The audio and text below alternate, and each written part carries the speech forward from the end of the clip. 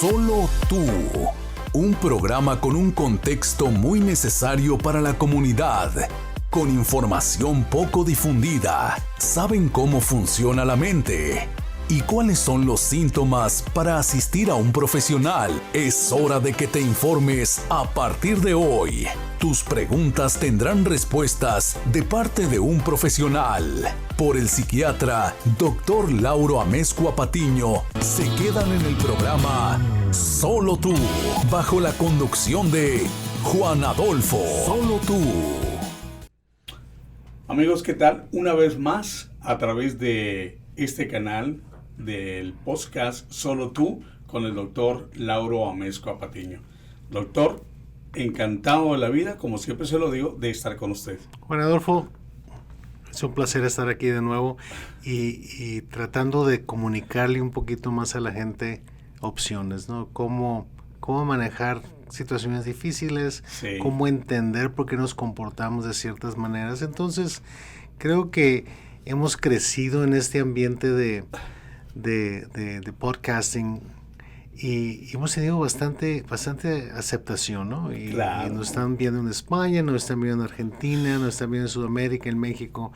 Entonces creo que un poquito de hambre de la gente de entender un poquito más sobre la conducta, ¿no? Sobre qué es cómo se deben de manejar las situaciones emocionales, ¿no? Y principalmente, doctor, los temas que usted ha estado escogiendo sobre la familia, eso yo he visto que hemos tenido una gran aceptación. Fíjate que sí, sobre todo porque no hay guía, ¿no? O sea, todos podemos leer algunas cosas, Sí. pero no hay sustituto para la experiencia, ¿no? O sea, Ok. cómo lo vives, cómo lo sientes, Claro. cuáles son tus motivaciones, qué te lleva a manejar tus situaciones familiares de cierta manera o de diferente manera. Entonces, tenemos que estar al pendiente de esos detalles y darle a la gente guía, ¿no? O sea, de cómo manejar eso. Doctor, definitivamente pienso yo y yo quiero escuchar su consejo, sus respuestas. La comunicación, doctor, ¿qué tan importante es la comunicación en una familia? Mira, la comunicación es terriblemente importante para cualquier mamífero, ¿eh? Para los seres humanos en particular, porque nos comunicamos de maneras distintas, es una manera de sobrevivir, ¿no? Entonces tenemos que darle su papel a la comunicación y la importancia que tiene en el núcleo familiar, ¿no? O sea, cómo nos comunicamos. Y no siempre nos comunicamos verbalmente, nos comunicamos de muchas maneras. Nos comunicamos con postura, nos comunicamos con expresión facial, nos comunicamos con señales, nos comunicamos cómo movemos los ojos. Hay una cantidad de maneras de comunicarse, pero lo importante es entender el propósito de comunicarse, sobre todo cuando se trata de familia, cuando se trata de pareja. Siempre, y lo dijimos en el último programa sobre la paternidad, ¿no? Tenemos que tener una misión, tenemos que saber qué es lo que estamos tratando de hacer y cuál es el propósito de lo que estamos haciendo. Claro. También tenemos que preguntar cuál es el propósito de comunicarnos, ¿no? Tenemos que comunicarnos, ¿por qué? Porque es bueno para alguien. Y como se trata de la familia, y sobre todo si tenemos hijos, es importante comunicarnos porque es bueno para ellos. A veces caemos en la trampa de pensar, vamos a comunicarnos para llevarnos bien. Eso es importante, sí, claro. Pero también es importante, como se trata de los hijos, comunicarnos porque el propósito son ellos, no somos nosotros, ¿no? Entonces tenemos que seguir al pendiente de cuál es la meta, pues. O sea, como pareja nos tenemos que comunicar porque queremos seguir juntos, Claro. ¿verdad? Entonces hay que mantener esa comunicación y eso no quiere decir que nos tenemos que agradar. Ok. Quiere decir que nos tenemos que comunicar. Nadie te puede agradar 100%, ¿ok? Nadie te puede agradar toda la vida. Todos los que hemos estado en una relación sabemos que la gente que quieres a veces no te agrada. Y a veces nos cuesta trabajo entender que nos podemos comunicar sin agradarnos, pues, pero tenemos que comunicarnos sin agresión. Sin agresión, sí. O sea, lo importante son las reglas de la comunicación. Y en nuestro país decimos mucho, no golpes debajo del cinturón, ¿verdad? No golpes debajo del cinturón, no des golpes bajos.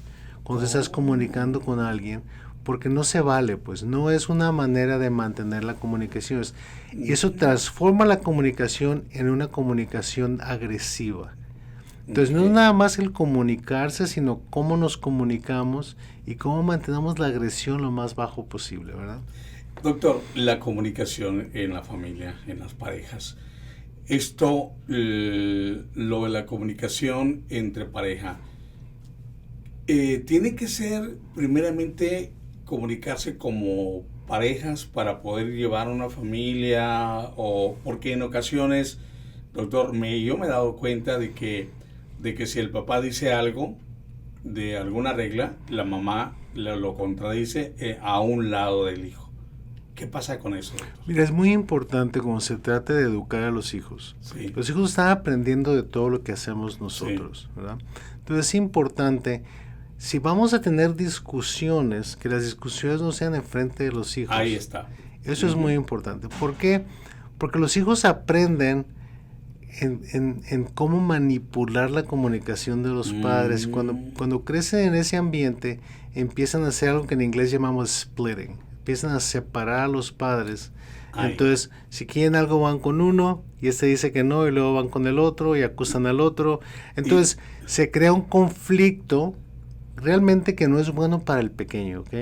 No, olvídate un poquito de la relación de los padres. No es bueno para un niño tener ese tipo de poder, de estar manipulando las emociones de los padres. ¿Okay? Disculpe, doctor, Sí. hay que lo interrumpa. ¿Por qué, doctor? Porque el niño crece con la idea de que él puede obtener lo que él quiera si lo sabe manipular. Y eso es realmente problemático. Ahora, ¿qué pasa cuando ya llega a ser joven y con esa formación? Cuando llega ya a una edad, digamos, de adolescente o de adulto joven, empieza a esperar que eso suceda en la mayoría de las relaciones que él va a tener. Entonces empieza a manipular a la gente con la que él se relaciona, ¿verdad? Porque él espera y aprendió de pequeño que esa es la manera de obtener lo que tú necesitas o lo que tú quieres, ¿no? Y esto será una cadena para toda su vida. Mira, todos tenemos un poquito de eso, ¿eh? Todos Okay. tenemos un poquito de habilidad de manipulación. Uh-huh. El asunto es qué tanto y qué tan seguido. Okay. Entonces, cuando se vuelve problemático es cuando es la única manera en la que tú puedes obtener lo que quieres, o Uh-huh. cuando entras en una situación de crisis en que las cosas no salen como tú quieres, no sabes cómo reaccionar. Entonces, en el proceso de comunicación, sobre todo cuando estamos educando a los hijos, es importante que ellos vayan aprendiendo a manejar las frustraciones también, ¿verdad? Eso es muy importante. Doctor, ¿cómo pueden los padres poderse comunicar con menos agresividad con los hijos? Mira, todo el asunto de educar a los hijos es terriblemente importante, Sí. que los padres tengan un plan, ¿no? Uh-huh. O sea, si tú vas a poner un puesto de tortas, Sí. tienes que tener un plan de cómo vas a poner un puesto de tortas. Uh-huh. Y dónde vas a comprar las cosas, te vas a instalar, cómo las vas a vender, quién te va a ayudar, todo ese tipo de asuntos, ¿no?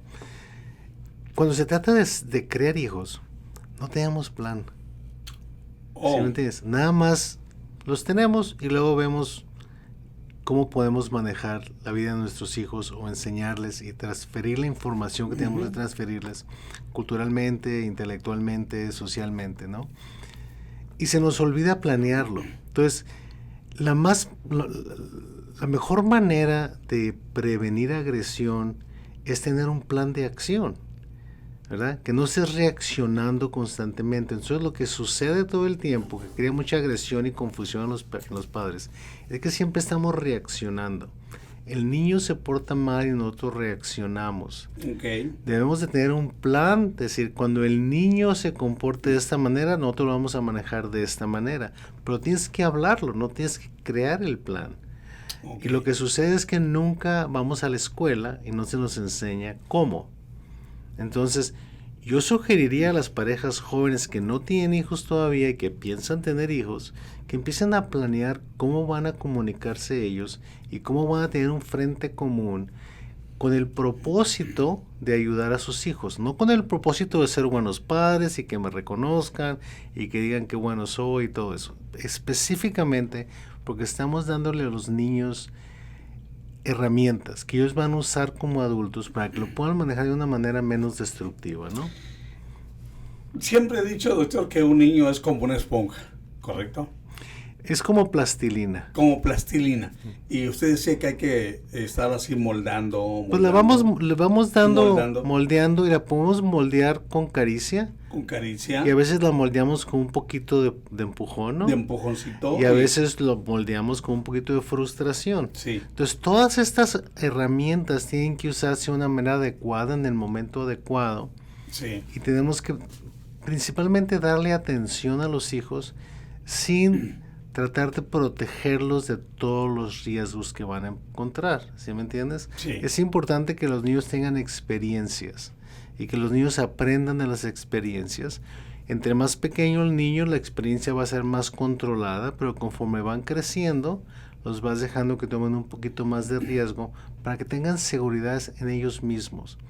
Hemos creado generaciones en los últimos 20 años de niños terriblemente inseguros, porque no tienen experiencias, porque todo va de una caja a otra caja a otra caja. Van de la escuela a la caja del soccer, luego a la caja del karate y luego a la caja de aquí. Pero los niños nunca juegan solos. No les damos la oportunidad de que sean niños y que aprendan y se caigan y se golpeen y no pasa nada, pues. ¿Okay? Y no estoy diciendo que nuestro tiempo fue mejor, porque probablemente en nuestro tiempo nosotros tomamos demasiados riesgos, ¿no? Sí. O sea, tomamos agua de la llave en la manguera, ¿verdad? Y andábamos 4 o 5 muchachos solos en la calle y los papás no sabían dónde andábamos. Sí.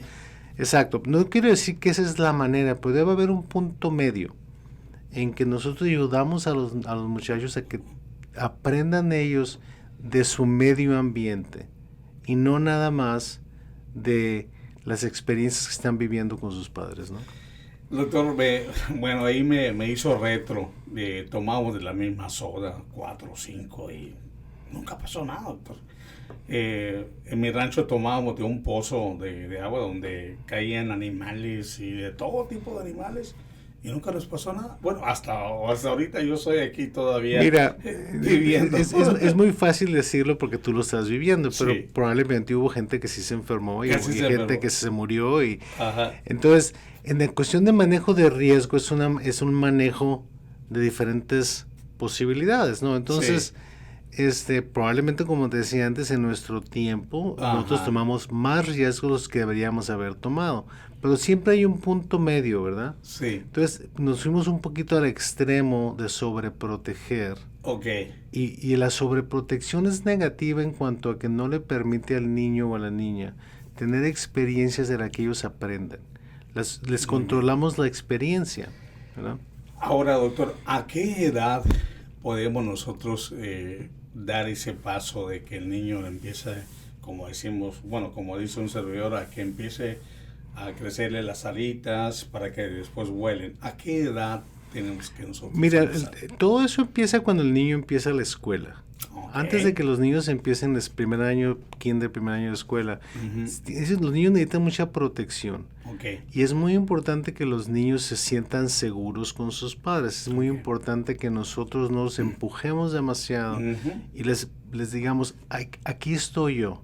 Tú lo puedes ver con niños saludables. Vas a una tienda y ves a la mamá y al papá y el niño está ahí y el niño de repente toma 5 o 6 pasos y se para y voltea a ver si están los papás ahí. ¿Sí me entiendes? Entonces, eso es saludable. Lo están dejando que se vaya un poquito, sí, pero los papás están viendo, están vigilando, porque el niño tiene que experimentar, ¿verdad? Eso es mucho, y no nada más en los humanos, es mucho en los animales también. Sí, es completamente natural eso. Exacto, ¿no? Es completamente natural. El pequeño empieza a buscar su lugar, pero siempre quiere estar seguro. Y sobre todo los padres están al pendiente de que no se vaya demasiado lejos. Claro. Dependiendo de la especie, a veces es la mamá, a veces es el papá, pero siempre hay un rol de estar protegiendo, ¿verdad? Porque hay peligros allá afuera. Okay. Pero no podemos... Imagínate que no dejaras al niño que se separara de ti. Va a llegar un momento en que el niño va a tener que ir a la escuela y no va a quererse separar de los papás. Híjole. ¿Okay? Entonces... Estamos hablando de niños que no tienen problemas de ansiedad, que no tienen Sí. problemas de depresión, que no tienen problemas de déficit de atención. Únicamente el hecho de que el niño tiene que empezar a conocer la separación y experimentar que no pasa nada. Muchas veces pensamos que el niño va a la escuela y para muchos niños es traumático. Y decimos, no, mejor voy a recogerlo. Sí. ¿Por qué? Porque como padre te duele ver a tus hijos sufriendo. Y siempre reaccionamos a eso. ¿Ok? De veras. Pero lo que es muy importante es que el niño viva la experiencia y aprenda que no pasa nada. Ok. Esa es la experiencia, que no pasa nada. ¿Ok? Que sí hay peligros, pero hay un medio ambiente que te está protegiendo, ¿verdad? Ok. Que no va a estar el lobo allá afuera y te va a comer, ¿me entiendes? Sí, sí, sí, sí. Entonces, por eso en el reino animal en general, tú lo ves que se van y se hacen más para atrás. Y hay un instinto de protección que todos tenemos, pero no podemos limitarlo, no podemos terminar con la experiencia porque nos da miedo, ¿sí me entiendes? O sea, tenemos temor. Doctor, ¿a qué edad usted considera que ya estamos preparados para poder salir de la casa y ya no estar tan protegido por los papás? Mira, el muchacho a la edad de adolescentes, Sí. 13 años, 14, hacia adelante, no es cuestión nada más de que esté preparado, es que está biológicamente y sociológicamente Ok. listo para rechazar a los padres. Oh, O sea, el propósito de la adolescencia es separación, ¿verdad? ok. Entonces, tú te separas desde que tienes 13, 14 años, todos lo vemos, los amigos son más importantes que la familia. Sí. ¿Ok? Ujú. Y hay otros riesgos que tenemos que estar al pendiente, ¿verdad?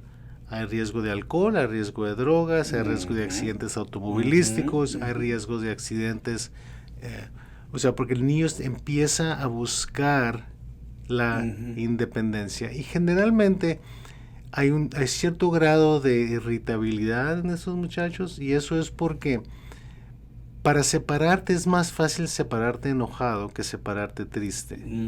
¿Ok?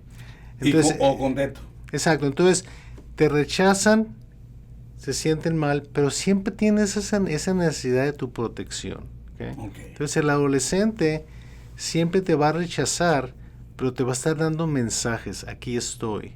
Entonces lo peor que podemos hacer con un adolescente es enojarnos porque ellos están irritables, o enojarnos porque tienen un cambio de conducta, o enojarnos porque ya no quieren pasar tiempo con nosotros. No. No debemos dejar que se acabe la comunicación, Ok. ¿ok? Porque es un proceso, es una etapa de la vida que todos vivimos, ¿ok? Y ellos tienen que vivirla eficazmente. Lo que sucede es que eso va paralelo con el desarrollo cerebral. Pero los adolescentes normalmente son muy inteligentes intelectualmente, pero terriblemente inmaduros emocionalmente. Emocionado. Entonces, hablan contigo como adultos y luego te avientan unos rabietas como niño de 3 años. Y eso es muy confuso para los padres. Entonces, tenemos que entender que eso es normal. ¿Por qué? Porque el muchacho no puede tolerar la incertidumbre emocional y quiere que todo tenga sentido, ¿me entiendes? Que todo sea lógico. Entonces, si los niños se enojan y te avientan una rabieta y dices, pues estábamos hablando hace un minuto como adultos y ahorita estás aventando un berrinche, entonces, ¿qué sucedió? ¿Me entiendes? Eso es normal en la adolescencia. Okay. Eso es normal. Entonces, no reacciones a la rabieta de una manera agresiva. Hazte para atrás y pregunta. ¿Qué me estás tratando de decir? O haz tú la pregunta, ¿qué me estás tratando de decir como con esa conducta, pues? O decir, ¿cómo quieres que te ayude? Porque generalmente lo que hacemos es subimos la voz, gritamos, ¿cómo es posible que me faltes el respeto? Exacto. Entonces, cuando uno empieza en ese camino, ya lo hiciste tu problema. ¿Ya? Perfecto. Entonces, siempre que estamos tratando con jóvenes, debemos de dejar de pensar en uno mismo. O sea, ¿por qué me haces esto a mí? ¿Por qué me levantas la voz? ¿Por qué me faltas al respeto? Mi. No. Tú, yo soy adulto, tú vas a ser adulto. ¿Cómo quieres que te ayude a llegar a ser adulto? ¿Sí me entiendes? Doctor, pero eso del mi, existe mucho, doctor. ¿Qué nos podría decir usted para poder así, ahora sí que entender que no es mi, nada más? Porque yo se lo digo como padre. Y lo puedo decir, yo digo, oye, no me levantes la voz, aunque ya esté fuera de mi casa. Mira, no tiene nada de malo que tú digas no me levantes la voz. La cuestión es cómo lo dices. Okay. O sea, porque si tú lo estás diciendo para imponer tu autoridad de una manera agresiva, Ajá. Lo que vas a recibir es agresión de regreso. ¿De la parte del hijo? Exacto. O de la hija. ¿O de la hija? Exacto. Entonces, lo que es muy importante es, tú puedes de una manera tranquila, sin sentirte tú inseguro, decir, sí. ok, mira, sabes que no hay necesidad de que levantes la voz. Eso es diferente que agresivamente decir no me levantes la voz. Mira, vamos dejando esto por un lado, vamos a ver cuál es el problema, cómo quieres que te ayude. Perfecto. ¿Por qué? Porque si tú vas a ser agresivo, vas a recibir agresión, pues. Entonces, ¿cuál es el propósito de ser agresivo? Y generalmente el propósito es demostrar autoridad y poder. Entonces, no es necesario, o sea, si tú tienes que demostrar autoridad y poder, estás teniendo duda de cuánta autoridad y poder tienes. O sea, la gente que tiene autoridad y poder y que se siente seguro de sí mismo, no tiene que levantar la voz. No tiene que gritar. Porque lo que estás tratando cuando levantas la voz y estás siendo agresivo, estás tratando de intimidar a la persona. Que haga lo que tú dices. ¿Por qué? Porque te tiene miedo. Porque me tiene miedo. Pero eso no es respeto. Y tampoco queremos que nuestros hijos nos tengan miedo, ¿verdad? Exacto. Tú quieres que los hijos entiendan que lo que tú estás haciendo es en beneficio de ellos, no en beneficio tuyo. Porque estás diciendo, es que tú me vas a respetar porque yo soy tu padre. Exacto. ¿Sí me entiendes? Tú estás diciendo, se trata de mí y de mi respeto que no me lo estás dando. No se trata de eso, se trata de ti, hijo, que estás yéndote por un camino que es problemático y que requiere que yo ponga ciertos límites. Y cabe decir, como se acostumbra a decir, tú algún día, dice uno, tú serás papá y vas a saber lo que tú estás haciendo con tu papá. Sí, pero mira, eso es... Cuando dice uno eso... Exacto, eso es tratar de imponer un sentimiento de culpa a futuro, ¿no? y es totalmente ineficaz, ¿no? Ay, Dios mío. O sea, tienes que enfocarte en cuál es el problema que estoy tratando de resolver ahorita. No el problema que yo quiero que cuando él tenga 35 años se sienta mal porque tiene un hijo que lo trata igual como me trata a mí. O sea, eso es como revancha, ¿no? Eso es como, revancha. O sea, vas a saber lo que se siente. Exacto. O sea, lo que tú sientes con respecto a tus hijos es tu problema, no es el problema de ellos. Wow, cuántas enigmas tenemos, doctor, de cómo llevar a una familia. Mira, la realidad, Juan Adolfo, es que no es problemático y no es falta de conocimiento tanto. Es temor e inseguridad. Temor e inseguridad. Déjeme repetirlo, temor a que el producto no salga como nosotros queremos que salga. Y el producto no va a salir nunca como nosotros queremos que salga, porque el producto no somos nosotros. El producto son ellos. Son ellos. ¿Verdad? La otra es inseguridad de cometer errores, ¿me entiendes? Y el problema es que estás inseguro de tu capacidad como padre. Y la inseguridad te guía y el temor te guía. Va a haber problemas, pues. Entonces, es importante que la gente entienda que todos sabemos hasta cierto punto cómo manejar ciertas situaciones, ¿no? Lo manejamos en el trabajo todos los días. El problema es que cuando nuestros hijos sufren o tienen problemas o se van por el camino equivocado, uno se siente muy mal. Sí. Pero el hecho de que uno se sienta mal no quiere decir que queremos que ellos cambien para que yo no me sienta mal. ¿Sí me entiendes? Queremos que ellos cambien porque es bueno para ellos. Por eso regresamos a la misma situación que es, ¿cuál es el propósito de lo que estás haciendo? Sí. El propósito de ser padre no es buscar medallas o sentirte muy orgulloso porque eres buen padre o porque tu hijo tiene éxito. Sí. Es darle las herramientas a tus hijos para que ellos sean personas independientes de valor. Personas independientes de valor. Doctor, el tiempo se nos ha terminado y, doctor, ¿usted cree que algún día habrá una escuela para ser padres?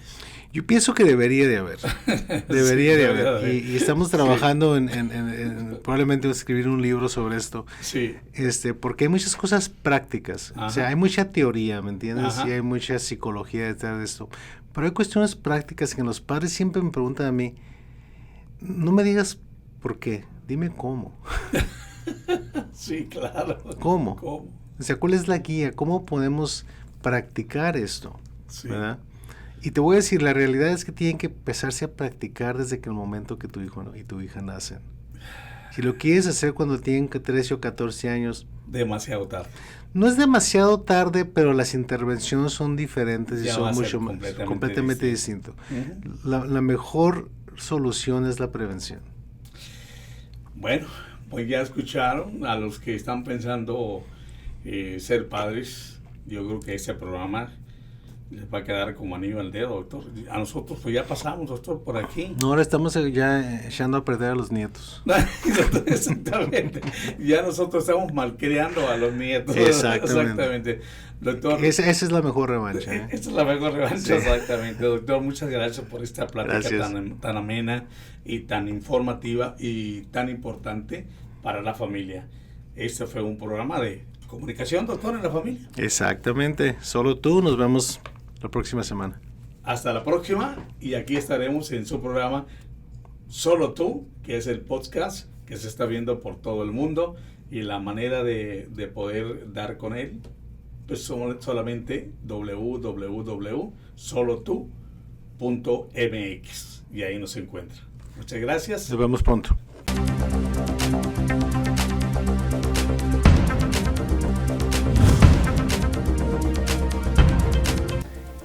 Mi trabajo como psiquiatra es como guiar a la persona en una entrevista para yo comunicarme y que se comunique conmigo lo que me quieren decir. Como te decía Juan Adolfo, es importante reconocer que las redes sociales se han convertido en una fuente de ansiedad.